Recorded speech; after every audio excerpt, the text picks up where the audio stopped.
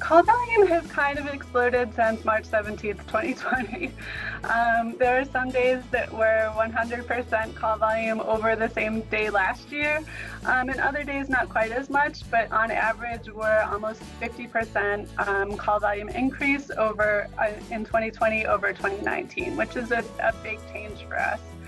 So unfortunately, that does mean that sometimes people are going to wait a little longer before they talk to someone. We do have an option for callback, so you don't have to stay on the phone. You'll keep your place in line and we'll call you back when the next person is ready to talk to you. So that's a great option for folks. But also we're dealing with a lot more complicated issues. People have a lot more going on. I think it's really highlighted some of the challenges that members of our community face and have been facing for a long time. Exacerbated some of that, especially with housing and food issues. But also there's a whole new group of people who've never had to face these issues before with the economic consequences of COVID-19, with so many people being laid off.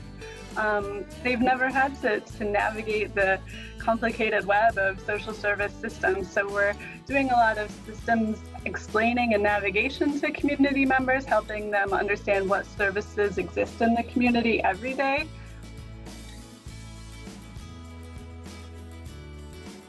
One thing that people can really do to help 211 is to let other people know that 211 exists. So most people have no idea that 211 is available 24/7 to help them find services in their community.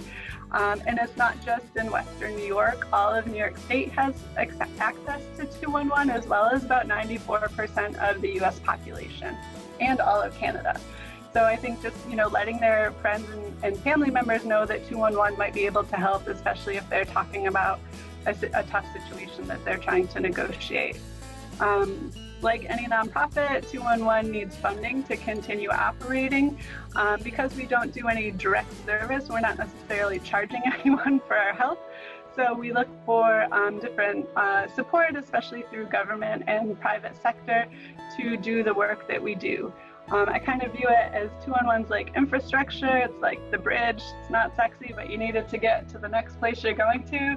And you want that bridge to be well made and well funded.